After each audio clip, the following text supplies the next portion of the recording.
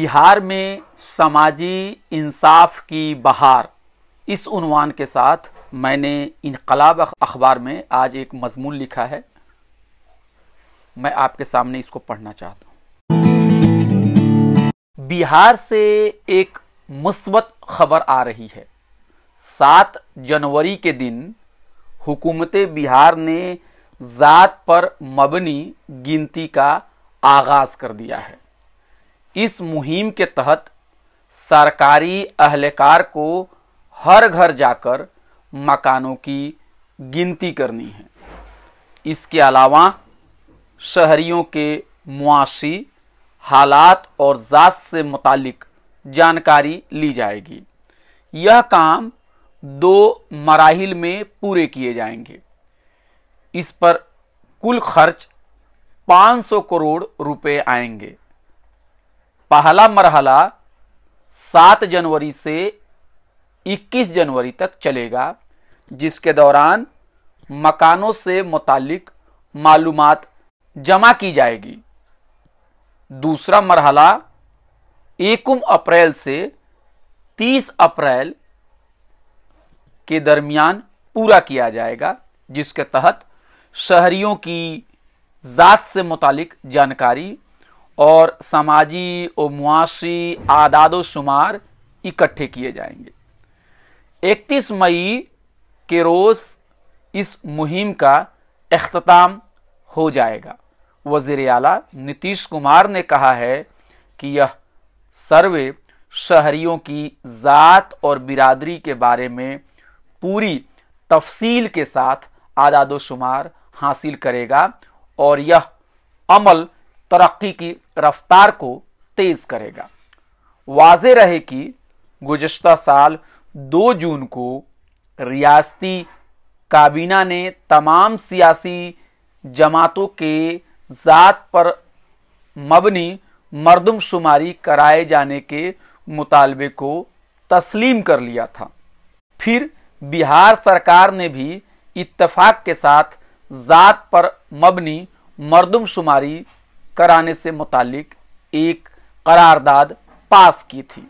बाद में बिहार की तमाम सियासी जमातों ने वजीर आजम नरेंद्र मोदी से मुलाकात करके जात पर मबनी मर्दमशुमारी कराने का मुतालबा किया था। इस वफ्त में रियासत बीजेपी के लीडर भी शामिल थे। तजाद देखिए कि कौमी सतह पर बीजेपी मर्दमशुमारी कराने से भाग रही है। जात पर मबनी गिनती की शुरुआत एक तारीखी पेशरफ्त है। खासकर नीतीश कुमार ने इसका आगाज करके अपनी सियासी जमीन को मजीद मजबूत कर लिया है। आरजेडी के साथ आने से नीतीश की ताकत काफी बढ़ गई है।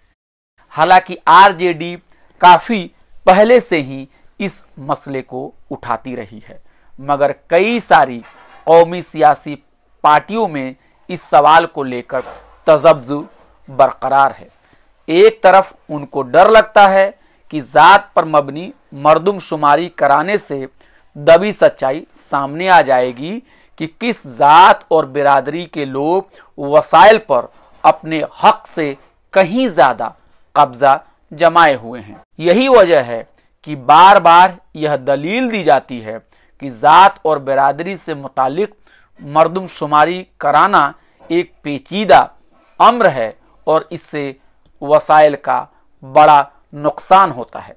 यह भी दिखलाया जाता है कि इस सर्वे से मुल्क में जात और बिरादरी से मुतालिक तासुब में इजाफा होगा, जो समाज और मुल्क की हमाहंगी और इत्तेहाद के लिए नुकसानदेह साबित होगा।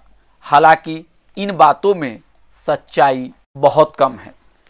इस तरह की बातें इसलिए की जाती है ताकि समाज में मौजूद आला जातों की बालादस्ती को बनाए रखा जाए। आज भी समाज में छोटी आबादी होने के बावजूद आला जात के लोग सियासी, समाजी और मुआशी तौर पर बहुत ही मजबूत हैं। सियासी पार्टियों के अंदर उन्हीं का दबदबा है, क़यादत पर वही लोग छाए हुए हैं। मगर मुस्बत पेशरफ्त यह है कि बिहार ने इस समत में मुल्क की क़यादत की है। कई बार इस तरह के एतराज़ात जाहिर किए जाते हैं कि ज़ात पात की बात करना या उससे मुताल्लिक सियासत को हवा देना मुल्क को पीछे धकेलने के बराबर है। इस तरह की नादानी न सिर्फ आम लोग करते हैं बल्कि बहुत सारे माहिरीने इमरानियात भी इन्हीं खतूत पर अपनी दलील पेश करते हैं। इन सोशोलॉजिस्ट हजरात को कौन समझाए कि ज़ात पात की गैर बराबरी का इनकार कर देने से यह मर्ज ख़त्म नहीं हो जाता और मुल्क तरक्की याफ्ता नहीं बन जाता। दरअसल ज़ात पात की गैर बराबरी को ख़त्म करने के लिए यह ज़रूरी है कि पहले इस लानत पर बात हो। कौन जालिम है और कौन मजलूम है, इसकी निशानदेही हो। इस बात पर गौर फिक्र किया जाए कि आखिर क्यों बाज जातों के पास बहुत सारी ज़मीन और दौलत है जबकि बेशतर आबादी के पास न तो ज़मीन है और न ही सर छुपाने के लिए मकान है। आखिर क्यों दलित समाज के 70% के करीब आबादी के पास ज़मीन नहीं है या फिर ज़मीन का एक बहुत ही छोटा सा हिस्सा है। क्यों दलित समाज के लोग गांव में मजदूरी करने के लिए मजबूर हैं और शहरों में सफाई के अलावा उनको दीगर काम बड़ी मुश्किल से मिलता है। क्यों जात की सीढ़ी के ऊपर चढ़ने पर अमीरी नजर आती है और इस जीने से नीचे उतरा जाता है तो गुर्बत दिखती है। यह सच है कि आला जात में भी कुछ लोग गरीब हैं और उनकी तरक्की के लिए सरकार को तवज्जो देना चाहिए, मगर इस हकीकत से भी मुंह नहीं मोड़ा जा सकता कि पासमानदा जातों में गरीबी और नाखवानदगी आला जातों से कहीं ज्यादा पाई जाती है। इबादत गाहों और मजहबी इदारों से लेकर कॉलेज और यूनिवर्सिटी में पासमानदा जातों के साथ इम्तियाजात बरता जाता है। आज भी कॉलेज, यूनिवर्सिटी और मीडिया में आला जात के लोगों का ही कब्जा है। जो लोग जात पात को माजी की बात कहते हैं वह इस बात का जवाब क्यों नहीं देते हैं कि आखिर क्यों मीडिया में दलित समाज के लोग नदारद है। बाजार और कारोबार की दुनिया में भी जात पात पर मबनी इम्तियाजात देखा जाता है। इस तरह की बाकायदा तहकीक मौजूद है जिसमें यह पाया गया है कि जो लोग आला जात से ताल्लुक रखते हैं उनको बाजार में मौके ज्यादा मिलते हैं। उसकी वजह यह है कि आला जात के लोग पहले से ही इन इदारों में बैठे हुए हैं और वह अपने समाज के उम्मीदवारों को पासमानदा समाज के उम्मीदवारों पर फौकियत देते हैं। हालांकि आज़ादी मिलने के बाद छूत छात को खत्म कर दिया गया और उसको एक कानूनी जुल्म करार दे दिया गया, मगर यह भी सच है कि यह बीमारी आज भी समाज में मौजूद है। कानून और पुलिस हर वक्त लोगों की जाती जिंदगी में मुदाखलत नहीं कर सकती। हमारे समाज में जज्बाते उखुवत का फकदान है। भारत में जात और बिरादरी से मुतालिक अदम मसावात हर तरफ पाई जाती है। आला जात के हिंदू और मुसलमान पासमानदा जातों के खिलाफ तासुब बरतते हैं।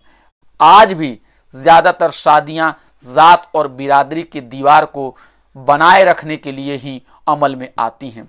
जरूरत इस बात की है कि जात पर बात हो, उस पर खामोशी अख्तियार करके समाज जदीद नहीं बन जाता है। आज़ादी मिलने के बाद हालात में कुछ मुस्बत बदलाव जरूर हुए, मगर आज भी बाबा साहब अम्बेडकर का मिशन अधूरा है। आदादो शुमार न होने की वजह से कई बार महकूम तबकात के लिए पॉलिसी नहीं बन पाती है। जात पर मबनी मर्दमशुमारी का फायदा यह होगा कि सरकार के पास सही आदादो शुमार होंगे। सरकार फिर यह कह पाएगी कि समाज में किन जातों के पास ज्यादा वसाइल है और किन के हालात खराब हैं। जात पात से मुतालिक मर्दमशुमारी की रिपोर्ट आने से यह बात साफ हो जाएगी कि किन जातों के साथ नाइंसाफी की जा रही है और किन का हक मारा जा रहा है। बेशक आदादोशुमार की रोशनी में सरकार बेहतर पॉलिसी बना पाएगी। महकूम तबकात के लिए किए गए फलाही कामों से समाज और मजबूत होगा और मुल्क में मजीद इत्तेहाद पैदा होगा। जो लोग जात पर मबनी मर्दमशुमारी का खौफ दिखा रहे हैं, उनका असल मकसद समाज में मौजूद गैर बराबरी को बनाए रखना है। अब बिहार से समाजी इंसाफ की बहार उठने लगी है। देखना है कब तक दीगर इलाके इससे मुतासिर हुए बगैर रह पाते हैं।